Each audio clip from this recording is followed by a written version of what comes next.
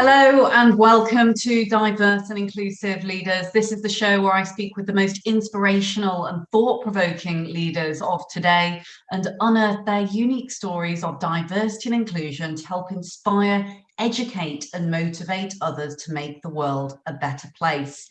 Today I am joined by a wonderful leader. His name is Josh Partridge, and he is the newly appointed head of EMEA at Yahoo, having previously been the MD of the UK for Verizon Media, which latterly changed its name to Yahoo. Now, Josh comes to the organisation from a wealth of experience, both internationally and working with some of the really well-known household name brands that include the likes of Apple and also Shazam. Josh has some fantastic commercial experience and actually comes from Brisbane. And he's going to talk to us a little bit today about his journey within the world of digital tech, his passion for inclusion, and also how he manages to balance work, life, and the future of this modern workplace that we're now starting to really see come out through the roots and branches of our organizations. Welcome to the show, Josh. Thanks, Leila. It's a pleasure to be with you. Well, it's lovely to have you here because I know the last time I saw you was at our virtual summit, and there was some really positive feedback from everyone, not only within your organisation, which we're proud to have as one of our partners, but also from the team at Dial, saying it was so nice to hear a leader, especially a male leader, talk so candidly around parenthood and caring responsibilities. But before we get into all of that, I wonder, could you tell us a little bit about how you came to be where you are today? Because of course you're not originally from London, you've been all around the world. How did you make it to here personally and professionally? Yeah, thanks, Leila. It's a bit of a long journey, really. It started back in 2008 when I sort of finished my university and postgraduate studies in Brisbane, as you rightly said. And like many Australians at that time, coming to Europe and spending a couple of years traveling and, exploring the Europe and all these countries that I'd sort of only ever watched, on the internet or on TV. So I came across and, started to do a few jobs that were pretty interesting. And then on the weekend, go and visit another country. And certainly that was the plan for a couple of years. I suppose what changed was I met my wife here, who's from Belgium. She was an intern at Disney when I was a contractor there. Funnily enough, we now live about 200 meters from there. So real full circle, but started to think about being here a little bit longer than just those 2 years, and had the opportunity to join Yahoo actually in 2008, and really that online journey and the start of my career in this industry really started. And I've been very fortunate to be given lots of different opportunities off the back of that. And every year that I'm still here is another year that I haven't gone back to Australia, and now it's added up to quite a few years. And within that, I've had the opportunity to live in Switzerland for 3 years as well. So I've sort of done London in 2 different stints. But really, I've been incredibly fortunate to work for some great organizations, as you say. And importantly, I've been given a tremendous opportunity to travel and explore the world much more than just sort of doing a weekend trip across to Europe. So as you say, I've worked across the EMEA region, Latin America, Canada, and it's been a unbelievable experience for me, not only sort of from a work perspective, but personally as well. And been really fortunate to make some great friends around the world, and that's been a joy for me. Wow, that is some whistle-stop tour, Josh, from Brisbane through to Canada, the Americas, here in Europe. And it sounds pretty serendipitous, the meeting of your wife, then having the children, but ultimately being a global citizen. And my husband is much the same. He said, being from America, and he's gone over to China, now he's here in the UK.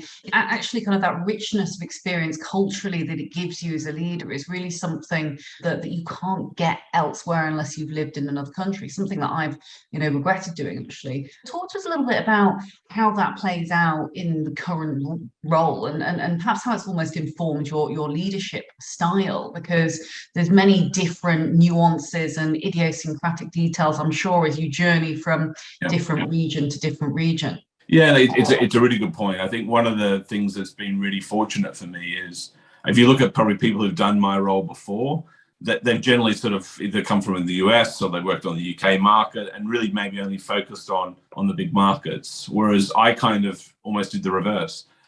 my first markets where I was a commercial leader were the Nordics and Eastern Europe and South Africa. And so, I've spent countless nights in Bucharest and Athens and Stockholm. And so I think having the sort of smaller European experience first, I think has sort of taught me, probably I had to do a lot more things myself, smaller teams. And I think that's really made me a stronger leader as I've grown, taking on some of the bigger markets as well. So when I sit down and do business reviews with our UK team, I feel at home. But also when I sit down and talk to my emerging markets team and what's going on in Greece and Romania, I can sort of gain their respect as well, because I've been to those far-flung places, that they continue to go to. So it's certainly made my management style much more inclusive, for sure. Also, too, I think the experiences you get, I think particularly in our industry, we sort of put on a pedestal what we do in the US and what we do in the UK. We're actually some of the most creative, innovative things that I've ever done has been in a lot of those smaller markets. And so, I think I couldn't be here today without that ride and that experience. So, I think it's very much, as a leader, give me a much more fuller experience, but more, certainly made me a lot more, I think, relevant to how we need to focus on more than just big countries moving forward. Sounds like it's had an absolute profound impact on your career. And I guess it begs the question, given the fact that obviously you've got a lot of experience in tech and media, and you look at a remarkable brand like Yahoo, and you're reaching, 900 million consumers through products, services, partnerships, and everything like that, is without understanding the context truly of all of these different countries and regions, how can we be a successful in operation as a business? Really, it's it seems absolutely key. Yeah, look, I think probably one of the biggest myths, through a lot of the jobs that I've done and companies that I've done, is that each country is so different to the other.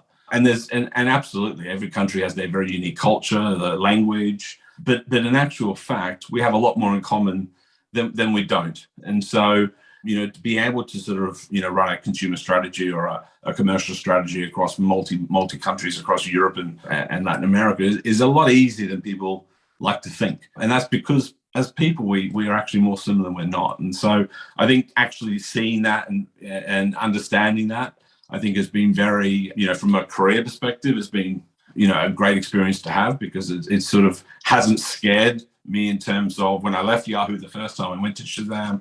I left a pretty big team, joined Shazam with one person, and looked at a map of Europe and said, okay, where are we going first? And I think having that experience of visiting all these countries, it wasn't as overwhelming as it may appear, because one, I had a lot of relationships that I could leverage. I was very, very clear how each country was different in terms of the challenges.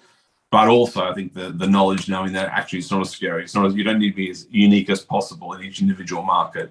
You can actually come out with a strategy that will work across many. So look, I think the experience, both personally and professionally, has been, I've been really fortunate. And sort of going back all those years to when I left Brisbane back in, I'm trying to remember when it was, in 2006, I'd always had this feeling that I wanted to experience different cultures and live in different countries and make friends all around the world. And so, I've been really fortunate through Yahoo the first time, Shazam particularly, and now again back here at Yahoo to continue to do those types of things. And it's a real perk of my job, really, to be able to, on a daily basis, touch so many different cultures. And, just today, my call just before now was with our new Italian leader and hearing what's going on and the challenges in his business. But we have 7 offices across EMEA, and we operate in about 25 different countries today. So in my responsibility. So it's every day is a great way to and a great opportunity to connect with those different cultures. It's absolutely key, having these understandings. And as you say, I think it's helped clearly define your leadership path and build that trust and respect, having actually been boots on the ground there yourself to really understand and look through the lens of another. And I wonder, when it comes to kind of translating that into the broader business, and obviously, you'll have seen a lot that's happened over the last decade or so, I'm sure very different in different countries. What are some of the differences that you've seen over your career from a media perspective, like technology perspective? Have there been profound differences in the industry? And what are you seeing now as kind of the next steps forward into the future of work, so to speak? Look, I think from just a simple consumer product point of view, I think, back in the early days, you sort of you built your English version or English language version, which you took to the world, and then over time you then probably start to regionalize it and localize it. And I think the Internet 1.0 was very much driven by essentially English content. I think what Yahoo had to make a huge switch sort of in that sort of mid 2000s with the emergence of apps and app stores was that you couldn't survive with an English only strategy. It was, if you didn't solve for that, you wouldn't do well. And so, moving towards different websites to a one platform, like an app, you had to build for a global audience. And so that was a huge mindset shift, particularly out of countries that historically have that sort of led the world in terms of tech and innovation, have been English speaking. And so they had to change their mindset, and me giving that input as a leader from even though I'm English speaking, but I've predominantly focused on countries that are not, it was been very important for me to sort of, push that mindset. And certainly it has. I mean, pretty much every app now that launches, will always come with, 20 languages plus. And so I think that the evolution has happened, and I think that's been smart and simple business, right? If your audience is, the whole world out there is predominantly not English speaking. So if you're not thinking about that and building product for that audience, then you're probably not going to do very, very well. So I've definitely seen that shift, which has been great. Again, as someone who's had to work outside to have that localized product. But look, in terms of how that, certainly from my perspective of how sort of the work's evolved as well, is funnily enough, during COVID, where we became very virtual. For me anyway, it wasn't a big change because I'd always sort of worked with countries around the world, and that's how we primarily communicated. Now, of course, we would meet face to face a couple of times a year and build that relationship.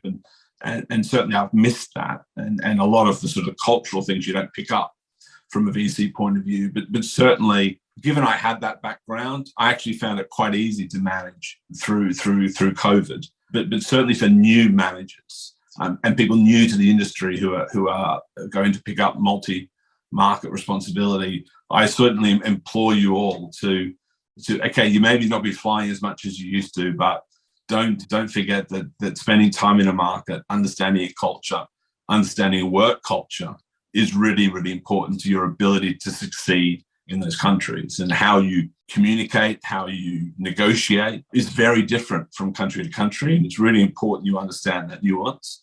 Also, you develop a thick skin, because how you negotiate in one country may be almost offensive in another country. And that was a interesting dynamic that that I had to sort of work along the way. But but look, I think it's great that the things are starting to open up. It's great that we're able to start to. I brought my leadership team to London last week, and that's the first time in 2 years. I also had my the new global head, Elizabeth, come across to London, and that was the first time she's been over for a couple of years. And just to have all those folks together sort of reminded me how important it is, that face-to-face time. And so, of course, I think as we want to build a more sustainable future, I think we're going to be certainly traveling less, and that's a good thing. But nothing beats face-to-face to build that cultural sensitivity, to build those relationships, which are really important. So, I'm really looking forward to dusting off the passport and getting back out. So I've got my first continental trip next week off to Paris. I've been to the US already just before Christmas, but the calendar's starting to fill up with travel again. Here to that. Well, we're off to New York and seeing some of your American counterparts, which we can't wait for. But I absolutely second the fact that you cannot beat face to face.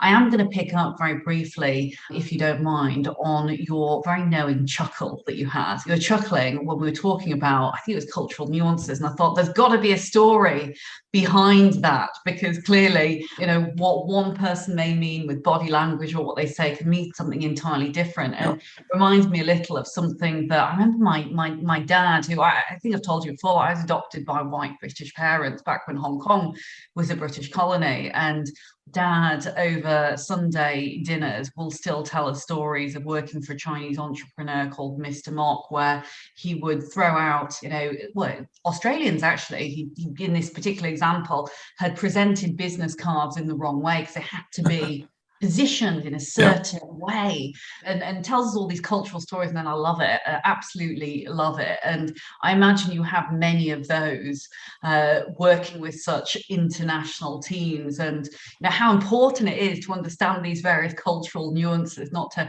accidentally offend. As my mum, who well, she worked for the NHS actually, and thought she'd learned very, very good Cantonese, apparently, had said to one of her patients, "Sit down, chicken soup," and actually she completely said it wrong. But you chuckled then. I thought, I've got to pick up on that. I wonder whether there's anything that you wouldn't mind sharing that is a good example of why we need to pay attention to cultures. Yeah, look, there's quite a few, and some of them probably I can't tell on a podcast. But look, I think negotiations and what a contract means does vary from country to country. And if you say look at the US or the UK, the contract signed, it's everything there is how you execute your relationship. In many cultures, they view the contract as the starting point rather than the end point. And so once you sign a deal and you start working, folks at Central HQ are sort of going, well, hang on, that's not in the contract. And you've got to try and understand or explain to them that, again, in some countries, the contract is the starting point. And that can be a really tricky thing. And, I've probably spent way too many hours of my life on calls trying to explain that. But look, I think, how you negotiate, how forceful or you feel it's slightly aggressive, but that's not a negative thing how they do it. And so I think the lesson for me is really making sure you listen when you first enter the market, making sure you have people that you trust on the ground who can at least guide you to this is normal, this is how you need to react, this is sort of normal operations. I think building those networks is really important, because sometimes you can feel like you're being taken advantage slightly, or you're not quite getting the context. And so again, that comes with experience and a network, which is really important. And certainly for me, a big part of building my experience across so many countries is building the strong relationships that even to this day I still rely on when I need to sense check something, or I hear something, or a certain ask has been made of me, just to have that network that I can sort of touch on and say, hey, what are your thoughts, given they're sort of real experts in their markets. And so again, I think a bigger piece of advice I would give to all those folks traveling and looking after different markets is make sure you do make those personal relationships, those friendships, because they're important.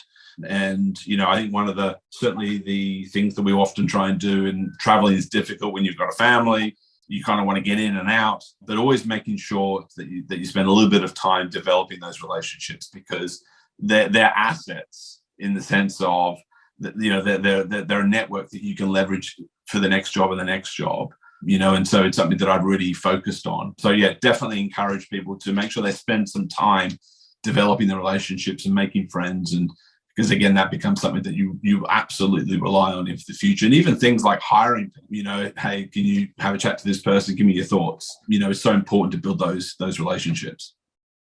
It's superb advice, absolutely superb advice, because when you have those open and trusting relationships, actually, there's a plethora of confusion that can quite happily happen between that. But the solidarity of the relationship means that actually it's fine, it's okay to make mistakes, it's okay to mean different things. And it's that deeper rooted understanding, which, I mean, it leads me to think actually, and I was talking to someone about this the other day, that emotional intelligence is one of the most very valuable assets that leaders of the modern world can possibly have. It's one of those things that in this modern, fast-paced world cannot be replicated.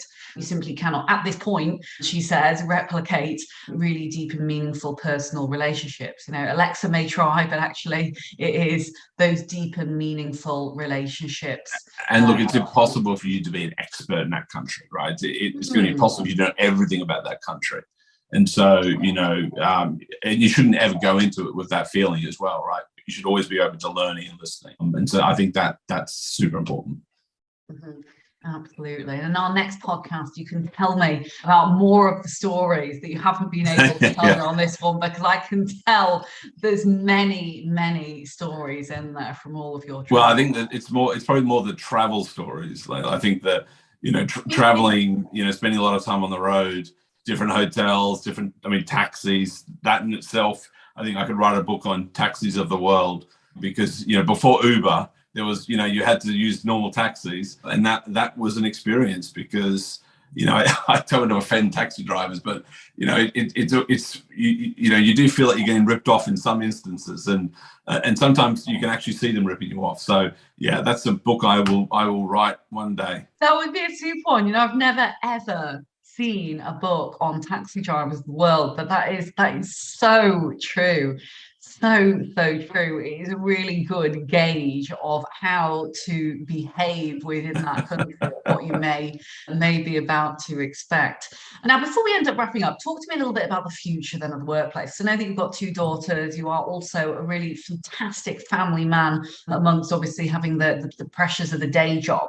Talk to me a little bit about where you see the future of work. And obviously you've seen this beautiful flexibility start to really, start to flourish within forward-thinking modern organizations like Yahoo.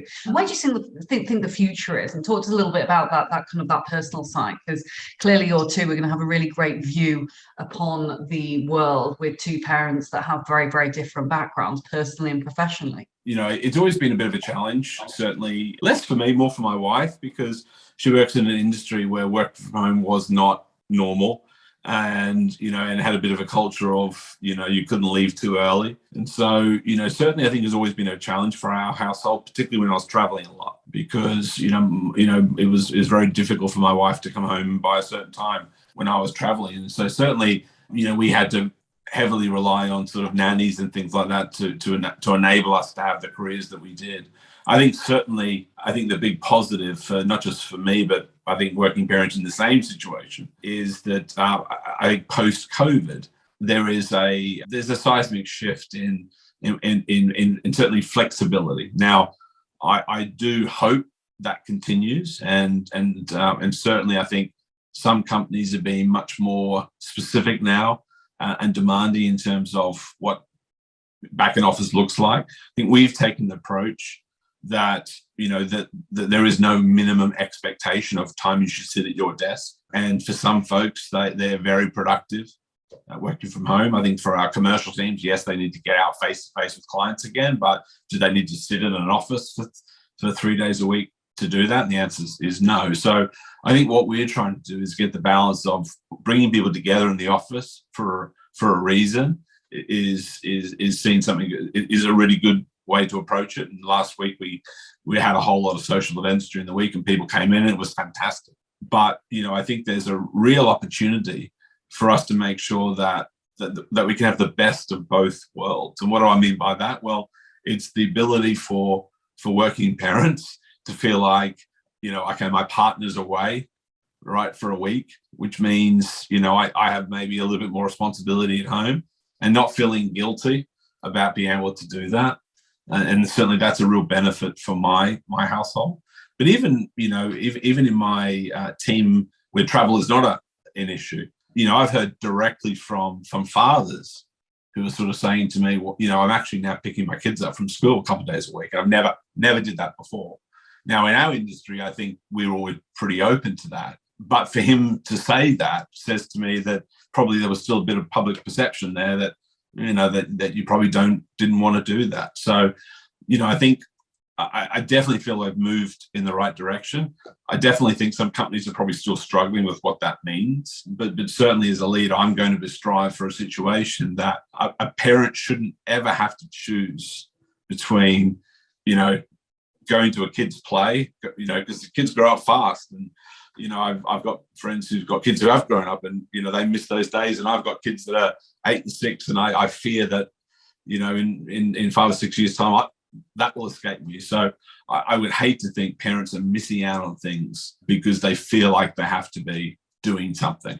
And so, I make and my leadership, to give the credit, have really made an extra effort to, when they're doing something, let everybody know, right? Because that sets an expectation that actually leaving the office or leaving your desk, right, or leaving the office at 2:00 is perfectly fine because you want to go and see your kid in a play, right? Or you want to pick up your child, 2 or 3 days a week, set pressure off the other parent.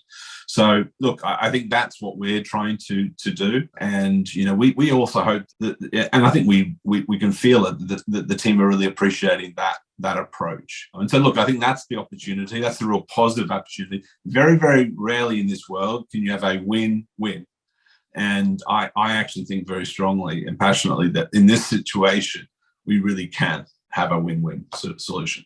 I adore that you speak so openly and candidly about the cultural piece, because it's just a great reminder that this is not, it's not a one silver bullet situation. There's so many different facets in that.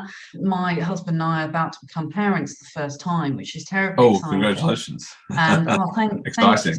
Thank you so much. Thank you.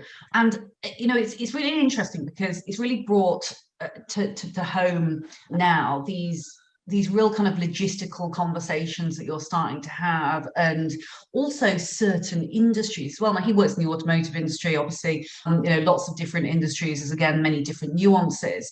But you look then at the culture side, and also the policies and the systems that are in place and the hearts and the minds. And it's all very well and good having policies and systems that say actually there is, say, equity for husband and wife or partner and partner, which whatever that parenthood, caring, responsibility piece may look like. But actually, if all of the guys, as an example, in the office have never left before 7:00, we may as well shred up the policy documents then, hadn't you? And so having leaders like yourself speak out openly about this and saying you don't have to choose, it's fine to say you want to collect the kids and go and do something. That is absolutely fine. It makes such a profound difference because it is that creation of that safe space then, and that that permission, quote unquote, that says, hey, I'm at the helm of this organization, but you know what, I'm doing it and it's fine. And I don't want you to have to sacrifice. You can truly have that win-win. And I think organizations and leaders that aren't thinking with that vein are really missing out on a huge trick, especially when we talk now about, and we see a lot of the great resignation, quote unquote, which I think really can turn into this great retention when we look at people being at the helm of that, which is exactly what you've demonstrated, Josh. Well, look, I think for some industries, and it's not for me to name names, but I worked in one of those industries at the start of my career, and I can still remember sitting at my desk knowing I couldn't leave. Now that was, luckily I was pre-kid, so I wasn't missing out on something at home, but a lot of my other colleagues were, and they were literally sitting there because they couldn't be the first to leave.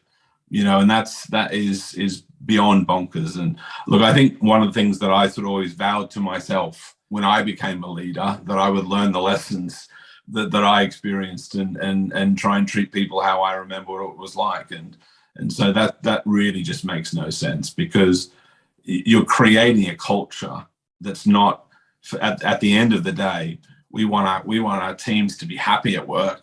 Because when you're happy at work, you're vastly more productive. Your attrition's low. You have happy teams, and putting that sort of expectation doesn't create that sort of environment that we want. So it's really bonkers that people don't think the same way. But look, that's my view. Makes me chuckle because I've had the exact same experience as well, and it was crazy. And you think, oh my goodness, the world come on so much. I mean, I'm talking, a decade or so ago, but literally sitting there until the boss leaves in order to go.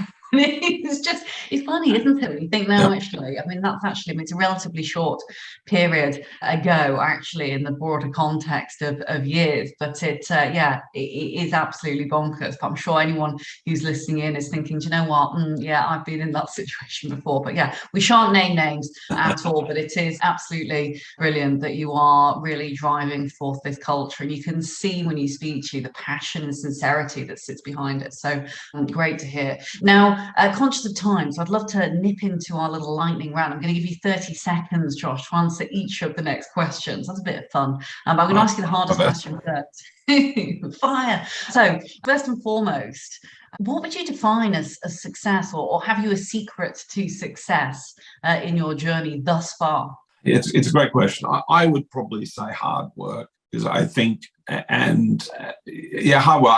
I'm a firm believer. If you do the hard work, good things will come to you. And a lot of times, hard work is not glamorous. It's not fun. But I think for me, it's what differentiates those people who probably do better than others is the hard work. I love this question because I've asked it of so many CEOs and execs over the years, and hard work always comes up.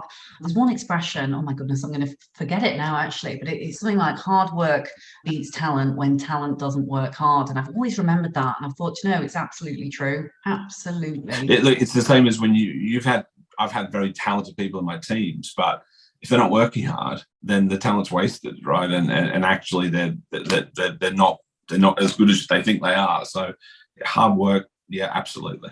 Number one. Yeah, I completely agree. And again, I'm sure there's people listening in, hopefully many agree, but also I'm sure there's some that may disagree with that. But I found none more frustrating. I was definitely one of the children in school where I'd have to really work for it. And occasionally you'd have someone who's super smart and they can just get their A's without really working. But you kind of take that into, the context of the working world. It's not, I think you have to have that tenacity and that capability, because to expect always that it will just happen is not right. I mean, sure, there's some lucky people out there, but I always envied them. I remember in my early years. Well, look, I think being in the right place at the right time and putting yourself in the right place at the time is definitely there. And I think, just to be really clear, hard work doesn't mean more work, right? It doesn't mean longer hours.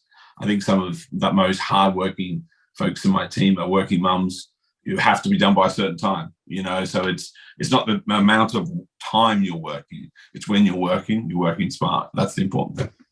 Yeah, indeed. It's the work smarter, not necessarily harder principle, but also having that mindset of really wanting to solve the problem and solve the issue ultimately.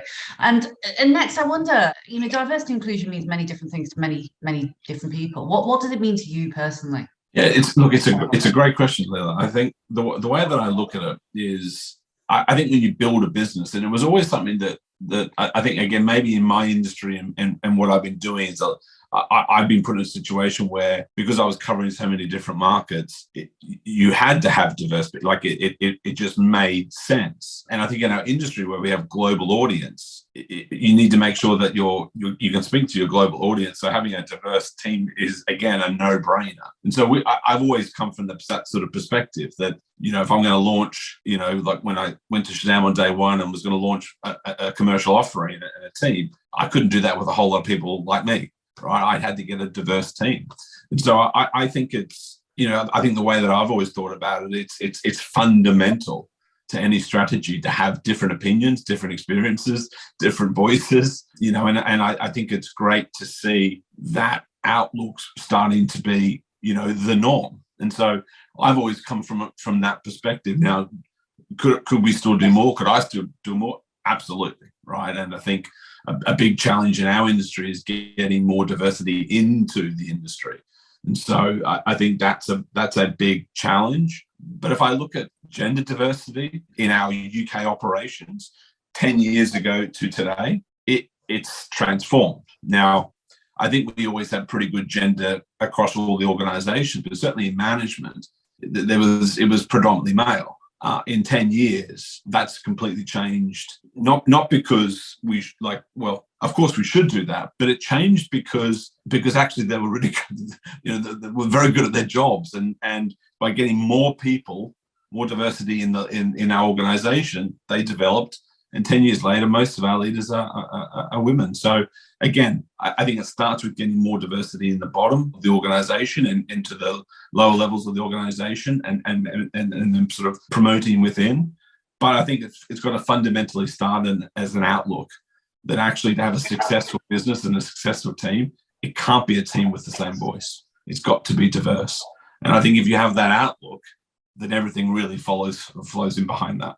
You can see that it is a pillar of everyday practice. And look, none of us are perfect. No organization, no person is perfect. But the succession planning and the talent that you speak to there is about nurturing that in order to feed it through. And, look, diversity, it is, and it means so many different things. We've spoken already, not only about gender, but parenthood, caring responsibilities, all of the other aspects that go in there with that, mental health, wellness, culture, religion, belief systems, the list goes on. And so actually it's that diversity of thought that is absolutely key, and it's a staple to modern business.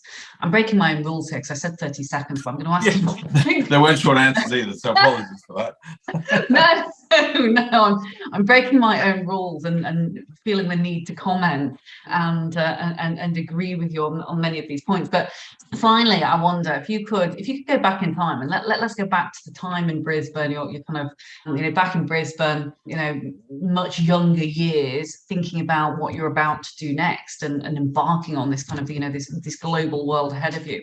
What advice might you give to your younger self, or indeed someone who's in a really similar position and about to go on the career journey? Yeah, look, I think everyone's different, but for me, I always wanted to see the world. And, I hope that, I think the world seems crazy right now, right? But I'm also a firm believer that you can't say no to things. And so, when I sort of realized I needed to do this, say yes, and try and say yes more than you say no. And that's even something that I've tried to think about later in life as well. I think when you get busy, you've got all these different responsibilities, and you get these opportunities that come your way, and you say no because you're too busy. Even in the last 2 or 3 years, I said no a couple of times. I realized I really shut a door that I shouldn't have shut. So I think my advice to myself back all those years, apart from if I could go back in time and buy Bitcoin, that would be a good piece of advice to give myself. But actually just say yes, right? Because, opportunity and being, putting yourself in the right place at the right time comes more often from saying yes than saying no. So try and say yes more often. That's such a wonderful way to finish the podcast.